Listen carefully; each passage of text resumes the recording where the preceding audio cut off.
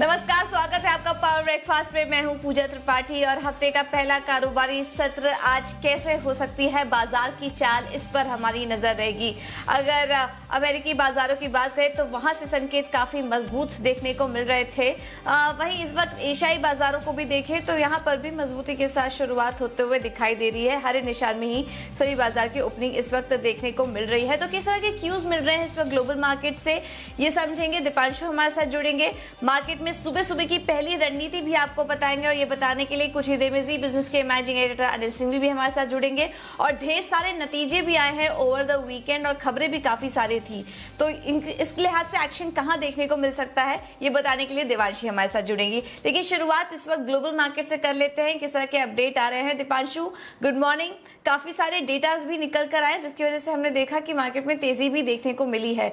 तो क्या अपडेट है और क्या किस तरह के संकेत मिल रहे हैं इस वक्त ग्लोबल बाजारों से? गुड मॉर्निंग पूजा। बेहद मजबूत संकेत आ रहे हैं जहां तक ग्लोबल बाजारों का सवाल है। ज्यादातर एशियाई बाजार अच्छी गेंस दिखा रहे हैं। एसजीएक्स निफ्टी लगभग 75-80 अंक ऊपर है इस समय। डाउ फ्यूचर्स हालांकि ऊपरी स्तरों से हल्की सी गिरावट हुई है पर अभी भी 65-70 अंक ऊपर ही ट्रेड कर रहे हैं, तो काफी मजबूत संकेत आ रहे हैं। इस हफ्ते फेड की बैठक होने वाली है तो वहां पर निवेशकों की नजर जरूर है। किस तरह की कॉमेंट्री आती है यूएस इकोनॉमी को लेकर, लॉकडाउन खुलने के बाद अब आउटलुक कैसा बन रहा है, वहां पर नजर रहेगी। इसके अलावा अगर आप देखें तो फिर मजबूत जॉब रिपोर्ट्स की वजह से हमने देखा फ्राइडे के दिन अमेरिकी बाजारों में शानदार उछाल रहा। डाउ 830 अंक चढ़कर 27,000 के ऊपर बंद हुआ। वहीं नैस्डैक ने बनाया नया रिकॉर्ड फिर से लगातार दूसरे दिन, और बाजार मानता है कि अब अमेरिका की जो इकोनॉमिक सिचुएशन है वो सुधर रही है। काफी ज्यादा डेटा आ रहा है जो इसको सपोर्ट कर रहा है। हॉस्पिटैलिटी और कंस्ट्रक्शन जो सबसे ज्यादा अफेक्टेड थे लॉकडाउन की वजह से, वहीं पर सबसे ज्यादा नई जॉब्स देखी गई, तो ये भी एक अच्छा संकेत है। अगर जॉब्स डेटा की बात करें तो फिर मई के महीने में 25 लाख लोग काम पर वापस आए, यानी कि 25 लाख से एम्प्लॉयमेंट बढ़ा।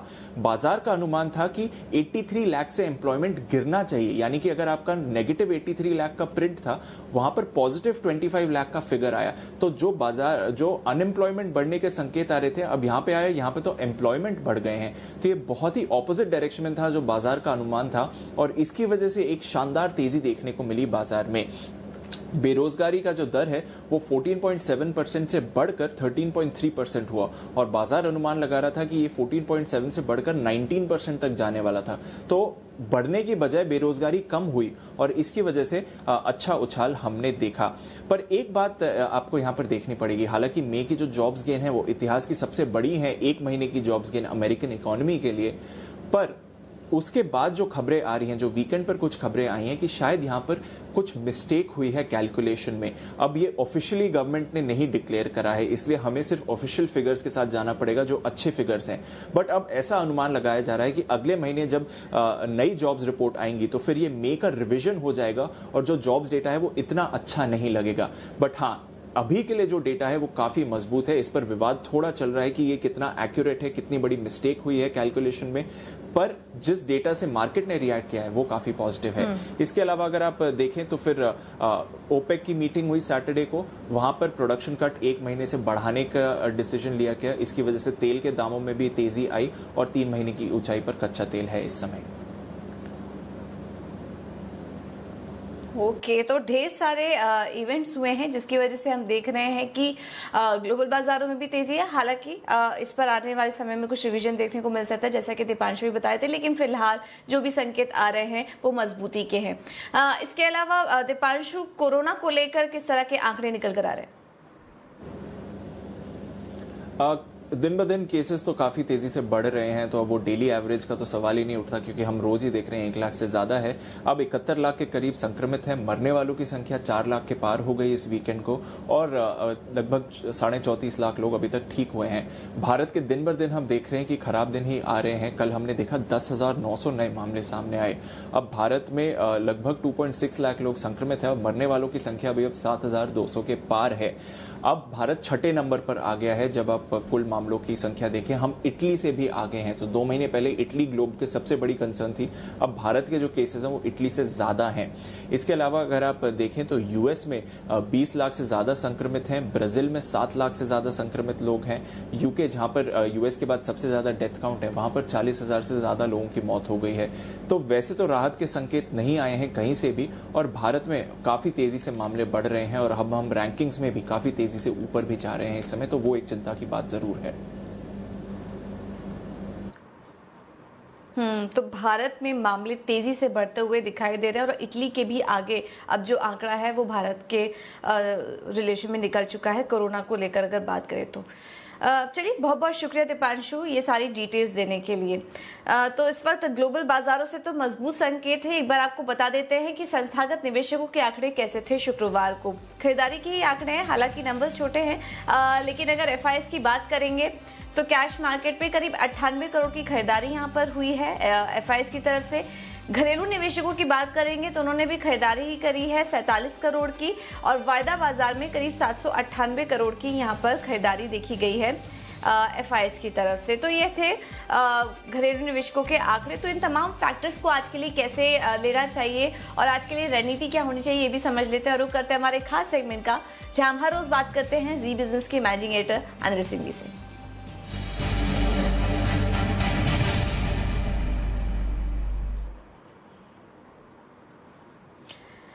Anil sir, good morning. पहला कारोबारी सत्र है और आज एक्शन भरपूर है अगर मार्केट की बात करें तो उसको देखते हुए क्या स्ट्रैटेजी होनी चाहिए बाजार में और अहम स्तर कौन से होंगे? देखिए, संकेत सारे बढ़िया हैं और अमेरिका में जिस तरह की तेजी हुई है उम्मीद से कहीं ज्यादा, हालांकि दीप जो बता रहे थे देखिए वहाँ बेरोजगारी के जो आंकड़े हैं उस पर कितना भरोसा करना है ये पता नहीं, लेकिन मार्केट ने तो भरोसा किया। अभी भी अगर बहुत कम भरोसा होता तो शायद अमेरिका की फीचर्स बहुत खराब होते हैं, लेकिन अमेरिका की फीचर्स भले ऊपरी से हल्के हुए लेकिन है मजबूत है। तो ओवरऑल संकेत अच्छे हैं। एशियाई बाजारों की शुरुआत दमदार हुई है। पिछले हफ्ते भारतीय बाजारों ने बहुत ही बेहतरीन क्लोजिंग की है, 10,000 के ऊपर लगातार 3 सेशन हम बंद हुए हैं। तो जाहिर सी बात है कि वहां पर तेजी का रुझान है ही। बैंक निफ्टी भी फाइनली 21,000 के ऊपर बंद होने में कामयाब रहा है। मोमेंटम स्ट्रॉन्ग है। हालांकि एक चीज यहाँ पर मैं कहना चाहता हूँ पूजा, वो ये कि शुक्रवार को इतनी बढ़िया तेजी होने के बावजूद एफआईएस की तरफ से और घरेलू फंड्स की तरफ से खरीदारी के आंकड़े थोड़े छोटे हैं। इसका मतलब क्लियर कट है कि फिर से थोड़ी शॉर्ट कवरिंग हुई है और ट्रेडर्स की तरफ से खरीदारी हुई है, लेकिन एक गैप से ओपनिंग तो मिल जाएगी। उसके बाद देखते हैं टिकते हैं या थोड़ी प्रॉफिट बुकिंग आती है। तो दोनों तरफ ट्रेड के मौके बन सकते हैं, लेकिन अगर एक तरफ आपको रुझान लेकर चलना है तो गिरावट में खरीदारी करने का मौका आप ढूंढ सकते हैं। और अब बाजार की रेंज धीमे धीमे ऊपर की तरफ शिफ्ट होती हुई दिख रही है। तो 9,950 10,050 बाजार के लिए मजबूत सपोर्ट जोन है। तो इस सपोर्ट जोन को ध्यान में रखते हुए आपको ट्रेड करना है तेजी की तरफ। 10,300 से लेकर 10,450 ये निफ्टी का ऊपरी टारगेट है जो आज या अगले 1-2 दिनों में आने की कोशिश कर सकता है। इस रेंज में जाने की कोशिश निफ्टी करेगा। बैंक निफ्टी का जहां तक सवाल है 20,300 से 20,500 बैंक निफ्टी के लिए मजबूत सपोर्ट जोन हो चुका है और ऊपरी स्तरों पर 21,600 से लेकर 21,950 ये वो रेंज है जहां तक बैंक निफ्टी जाने की कोशिश कर सकता है आने वाले समय में। तो इन रेंज को, इन लेवल्स को ध्यान में रखकर आपको स्ट्रेटजी रखनी चाहिए। कैश मार्केट के स्टॉक्स में भरपूर एक्शन रहेगा, तो मिड कैप स्मॉल कैप शेयरों में भी आपको अच्छी क्वालिटी के शेयर खरीदने चाहिए और दिग्गज शेयरों में नतीजों के लिहाज से अच्छे हैं। सेक्टोरल टर्निंग हो ही रही है, बैंक मजबूत दिख रहे हैं, एनबीएफसी में खरीदारी आती हुई दिख रही है। तो ओवरऑल रुझान ठीक है, कहीं कोई दिक्कत वाली बात नहीं। चलिए, दिक्कत वाली बात नहीं है, ओवरऑल रुझान सब पॉजिटिव ही नजर आ रहे हैं। बहुत बहुत शुक्रिया अनिल सर हमारे साथ जुड़ने के लिए। तो आज गिरावट में खरीदारी करने की रणनीति अपनाइए। निफ्टी और बैंक निफ्टी की रेंज भी आपको बता दी गई है। निफ्टी की अगर बात करेंगे तो ऊपरी की तरफ 10,300 से 10,450 और बैंक निफ्टी के लिए जो ऊपर की तरफ रेंज निकल कर आ रही है वो 21,600 से 21,950 की ऊपर की तरफ रेंज निकल कर आ रही है। तो ओवरऑल रुझान यहाँ पर पॉजिटिव ही नजर आ रहा है। चलिए, अब आगे बढ़ते हैं। ये तो हमने इक्विटी मार्केट की रणनीति आपके सामने रखी, लेकिन ढेर सारे खबरें और नतीजे भी आए हैं ओवर द वीकेंड। तो कहां पर एक्शन है ये भी समझ लेते हैं और ये बताने के लिए देवांशी अब हमारे साथ जुड़ चुकी हैं। देवांशी, गुड मॉर्निंग, बताइए। गुड मॉर्निंग पूजा। आज सबसे पहले देखिए नतीजों के लिहाज से जो शुक्रवार को और साथ ही जो वीकेंड के दरमियान जो रिजल्ट्स आते हुए दिखे थे उसकी लिस्ट काफी लंबी है। सबसे पहले एलएनटी पर आप फोकस कीजिए। इस बार जो कंसोलिडेटेड नंबर्स आते हुए दिखे हैं वो बहुत ज्यादा बेहतर आते हुए नहीं दिखे हैं। साथ ही इनकी जो ऑर्डर बुक की गाइडेंस थी उसमें असफलता जरूर देखने मिली है। अब मैं आपको नंबर्स बता दूं, कुल जो आय है करीब 2.25% तक बढ़ती हुई दिखी है। कामकाजी मुनाफा 3% तक इस तिमाही में कम होता हुआ दिखा है। मार्जिन पे आप देखिए अनुमान था करीब 12.25% आने का और पिछले साल भी 12.25% कंपनी क्लॉक इन किए थे, लेकिन इस तिमाही में करीब 11.5% पर मार्जिन आते हुए दिखे हैं। साथ ही अगर मुनाफे की बात करें तो 6.5% इस बार मुनाफा कम होता हुआ दिखा है। नए ऑर्डर्स जिस पर सबसे ज्यादा फोकस था वो केवल 5% तक बढ़ते हुए दिखे हैं। अनुमान करीब 8 से 10% के करीब का था। साथ ही जो टोटल ऑर्डर बुक है या कुल जो ऑर्डर बुक है वो करीब 4% तक बढ़ती हुई दिखी है, 3.03 लाख करोड़ के आसपास। तो ये जो फिगर्स हैं स्लाइटली अनुमान से कम आते हुए दिखे हैं। और साथ ही एक पॉजिटिव ये था कि कंपनी के जो मैनेजमेंट है इनका ये कहना है कि आने वाले 15 से 30 दिनों में यानी कि आने वाले 1 महीने में लगभग कंपनी प्री कोविड लेवल्स पे यानी कि सामान्य जो कामकाज है वो करती हुई दिखेगी, अपने जो प्लान्स है वो एग्जीक्यूट करती हुई दिखेगी। तो ये थोड़ा सा ज्यादा पॉजिटिव था। साथ ही एक्साइड इंडस्ट्रीज यहाँ पे भी नंबर्स जो है मिले जुले हैं। आय जो है करीब 2.25% तक घटती हुई दिखी है। कामकाजी मुनाफे में 3% तक की कमी आई है और मार्जिन आप देखिए 14.5% से घटकर 13% पर आते हुए दिखे। मुनाफा भी इस बार कम होता हुआ दिखा है, 210 करोड़ से घटकर 168 करोड़ पे आता हुआ दिखा। वेदांता इस बार इस तिमाही में नंबर्स काफी ज्यादा खराब आते हुए दिखे हैं और अब देखिए जो आय है करीब 16% तक कम होता हुआ दिखा है। कामकाजी मुनाफा 26% तक कम होता हुआ दिखा है। साथ ही मार्जिन पर आप नजर कीजिए, अनुमान था करीब 22.5% का घटने का ही, लेकिन 23% पर कंपनी ने मार्जिन क्लॉक इन किए हैं 26% के सामने। और एक एक्सेप्शनल घाटा कंपनी को होता हुआ दिखा है 17,130 करोड़ का। इसको भी अगर हम फैक्टर इन करते हैं तो जो वॉल्यूम्स हैं वो काफी कम आते हुए दिखे थे। कमोडिटी की जो कीमतें हैं वो कम थी। इन सब के चलते और कोरोना वायरस के भी इम्पैक्ट के चलते हम देख रहे हैं कि जो इस तिमाही में नंबर्स हैं वो काफी ज्यादा कम आते हुए दिखे। अब इनकी जो डीलिस्टिंग की प्रक्रिया है उस पर इन्वेस्टर्स का खास फोकस रहेगा। और आखिर में डीवीज लैब पर नजर कर लेते हैं। थोड़े से मिले जुले नंबर्स हैं क्योंकि आप देखिए जो ऑपरेशनल फ्रंट पर या मार्जिन के फ्रंट पर जो अनुमान था उससे थोड़े से कम नंबर्स आते हुए दिखे हैं। मार्जिन इस बार 32% पे आते हुए दिखे हैं, 32.8% से। कामकाजी मुनाफा इस बार करीब 7% तक बढ़ता हुआ दिखा है।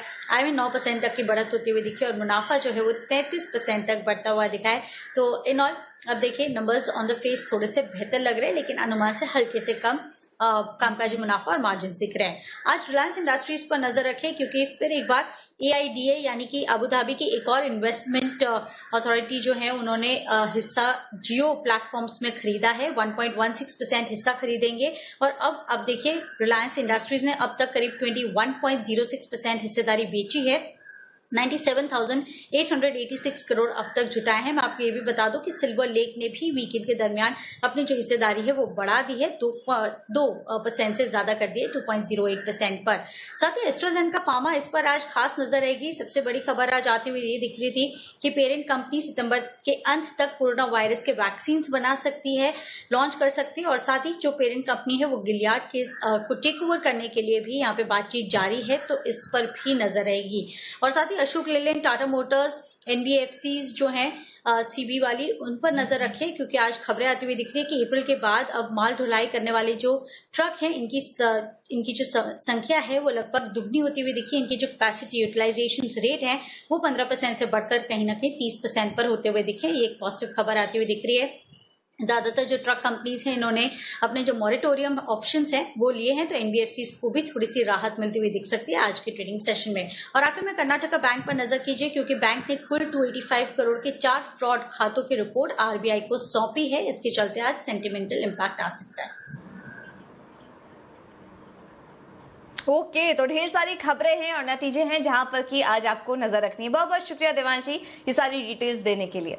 चलिए अब आगे बढ़ते हैं और स्टॉक स्पेसिफिक रणनीति आज के लिए क्या होनी चाहिए ये भी आपको बता देते हैं। चॉइस ब्रोकिंग की तरफ से जो कॉल्स आ रही है उसमें उन्होंने एवेन्यू सुपरमार्ट यानी कि डीमार्ट में खरीदारी करने की राय दी है।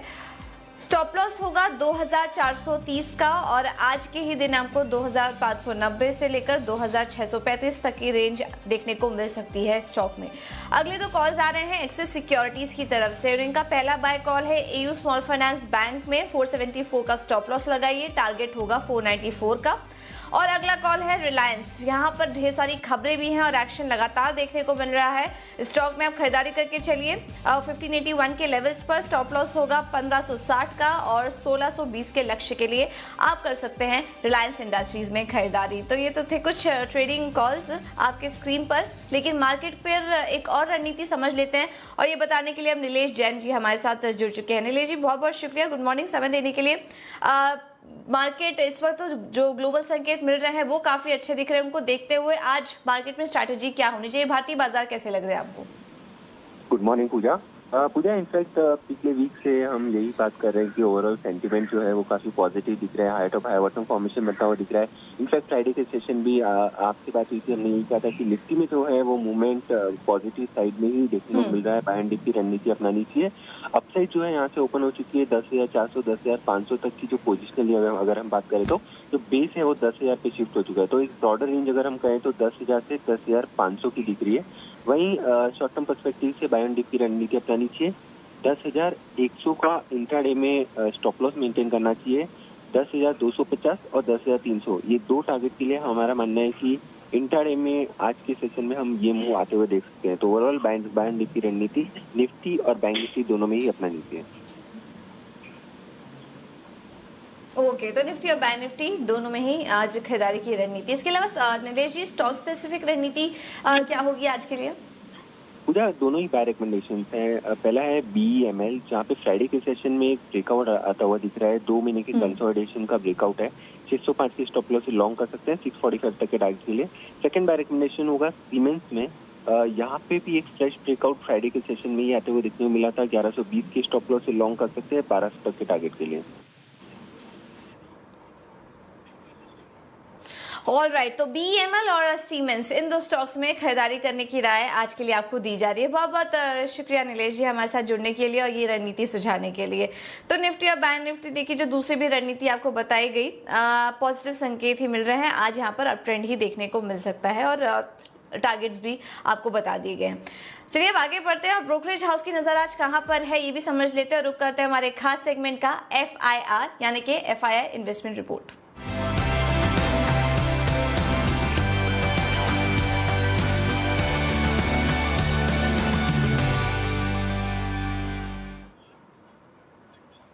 और आशीष हमारे साथ जुड़ चुके हैं बताने के लिए। गुड मॉर्निंग आशीष, बताइए। Good morning Pooja. State Bank of India के नतीजे आए थे शुक्रवार को और हमने देखा था कि मोरेटोरियम केवल 23% लोन बुक का रहने से काफी उत्साह देखने को मिला था बाजार में। हालांकि ब्रोकरेज हाउसेज ने एक पॉइंट हाईलाइट करके कहा कि इस मोरेटोरियम 23% में जो एग्री लोन्स है वो शामिल नहीं है। इसके लिए आप दूसरे जो सरकारी बैंक्स हैं उनसे तुलना नहीं कर सकते। मैं एक एक करके आपको टारगेट प्राइस और रेटिंग बता देता हूँ। मॉर्गन स्टैनली इक्वल वेट की रेटिंग दे रहे हैं 205 रुपये के लक्ष्य के लिए। क्रेडिट स्विस ने आउट परफॉर्म की रेटिंग को बरकरार रखा है 230 रुपये के लक्ष्य के लिए। HSBC खरीदारी की राय दे रहे 285 रुपये के लक्ष्य के लिए। इसके अलावा अगर देखें तो कुछ और भी नतीजे आए थे। शनिवार को हमने देखा था वेदांता के नतीजे आए थे। ऑपरेशनली बिल्कुल अनुमान के मुताबिक देखने को मिले थे, लेकिन क्योंकि वन ऑफ खर्च थे जिसके चलते मुनाफे में काफ़ी ज़्यादा मुनाफे से घाटे में आई है। बल्कि कंपनी CLSA ने अपग्रेड किया है, अंडर परफॉर्म की रेटिंग को बदलकर अभी आउट परफॉर्म की रेटिंग दे रहे हैं 95 रुपये के लक्ष्य के लिए। और ये कह रहे हैं कि डीलिस्टिंग जो करने होने वाली है, साथ ही प्रमोटर डिविडेंड के ऊपर भी विचार कर सकते हैं, जिसको लेकर स्टॉक पर पॉजिटिव है। CLSA की एक और रिपोर्ट है DLF पर, जहां पर खरीदारी की राय को बरकरार रखा 190 रुपये के लक्ष्य के लिए। और LNT के भी नतीजे आए थे जिसके ऊपर JP मॉर्गन की रिपोर्ट है, ओवरवेट की रेटिंग को बरकरार रखा है 1135 रुपये के लक्ष्य के लिए। ठीक है, तो ये 4 स्टॉक्स है जहां पर कि आपको नजर रखनी है। बहुत बहुत शुक्रिया आशीष ये सारी डिटेल्स देने के लिए। तो SBI, वेदांता, DLF और LNT पर नजर रखिए। ब्रोकरेज हाउस के रडार पर ये सभी स्टॉक्स हैं जिनके चलते आज एक्शन देखने को मिल सकता है। अब आगे बढ़ते हैं, कमोडिटीज में आज क्या रणनीति अपनानी चाहिए ये भी समझ लेते हैं। हमारे पास मोतीलाल ओसवाल की तरफ से अमित सजेजा की कॉल्स आ चुकी हैं और अगर सोने की बात करें तो यहाँ पर गोल्ड में ये खरीदारी करने की राय दे रहे हैं। इनका मानना है कि MCX में 44,500 के लेवल्स पर खरीदारी करिए। गोल्ड में स्टॉप लॉस होगा 45,100 का और 45,900 के लक्ष्य के लिए आप गोल्ड में आज बाइंग कर सकते हैं। चांदी की अगर बात करें तो यहाँ पर भी खरीदारी करने की राय दी है। जुलाई MCX में 47,200 के लेवल्स पर खरीदारी करिए। सिल्वर में स्टॉप लॉस होगा 46,800 का और 47,800 के लक्ष्य आज देखने को मिल सकते हैं। और कच्चे तेल में भी जिस तरह से तेजी आई है ओपेक बैठक के बाद, यहाँ पर भी आप खरीदारी करके चलिए। 2850 ये होगा स्टॉप लॉस आज के लिए और टारगेट होगा 3,040 का। तो ये कुछ लेवल्स हैं कमोडिटी में जो कि आपको दे दिए गए हैं। गोल्ड, सिल्वर और कच्चे तेल तीनों में ही आज खरीदारी करने की राय आपको दी जा रही है। चलिए, पावर ब्रेकफास्ट में मेरे साथ इतना ही, लेकिन आप बने रहिए हमारे साथ क्योंकि अगले शो में फास्ट मनी के जरिए हम आपको बताएंगे इंट्राडे के लिहाज से 20 दमदार ट्रेडिंग कॉल्स। आप बने रहिए हमारे साथ। नमस्कार।